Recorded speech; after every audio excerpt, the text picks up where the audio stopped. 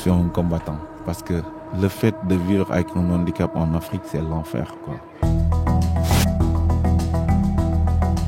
Ce film raconte l'histoire de l'équipe de paracyclisme du Sénégal. Nous avons suivi Macoumba Sarr, le capitaine, ancien de la Légion étrangère française, blessé en opération, paraplégique, qui a monté cette équipe. Et donc nous nous sommes concentrés sur 3 individualités. Aux côtés de Macoumba, il y avait également Edmond Sanka, qui lui est également athlète parakayakiste, et Mohamed Mbaye, alias VIP, Lafagne, qui lui est influenceur sur les réseaux sociaux. Ils se sont fixés un défi un peu extraordinaire, c'est de traverser une bonne partie du pays, de partir de Dakar, la capitale, à Ziguinchor, 450 km plus au sud, mais avec des athlètes valides, c'est-à-dire des cyclistes avec des vélos pour personnes valides.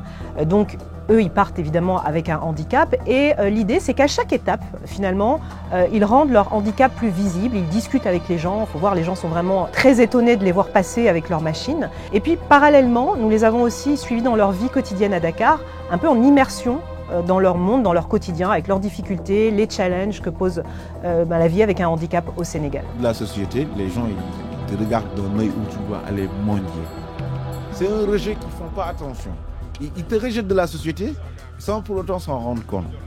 Les personnes vivant avec un handicap ne sont pas intégrées, mais des personnes comme moi pourront peut-être changer l'avenir. Moi j'ai gagné double champion d'Afrique, médaille d'or.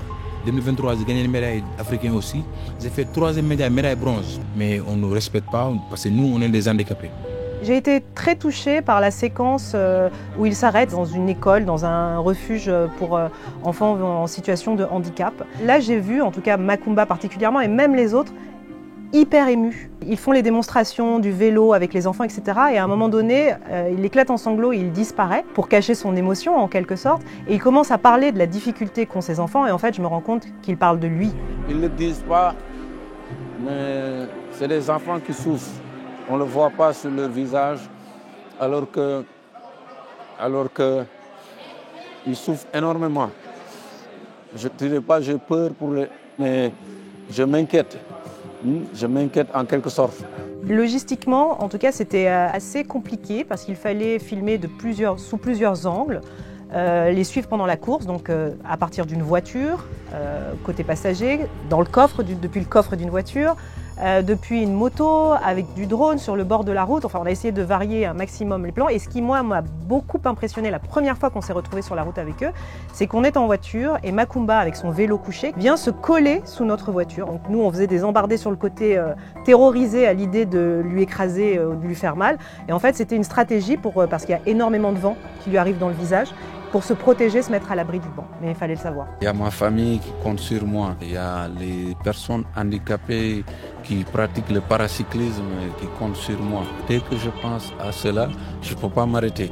S'il y a la mort devant, il faut avancer. Eux, ils ont les yeux rivés vers les Jeux Olympiques de Los Angeles 2028. Pour l'instant, la conjoncture est très difficile pour eux parce qu'en 2025, la fédération n'a pas été en mesure de les financer pour qu'ils participent à des compétitions en dehors du Sénégal. Donc c'est une année blanche en quelque sorte pour eux, mais ils comptent vraiment participer à des compétitions en 2026 avec ce rêve en ligne de mire pour dans 3 ans. C'est vraiment leur rêve.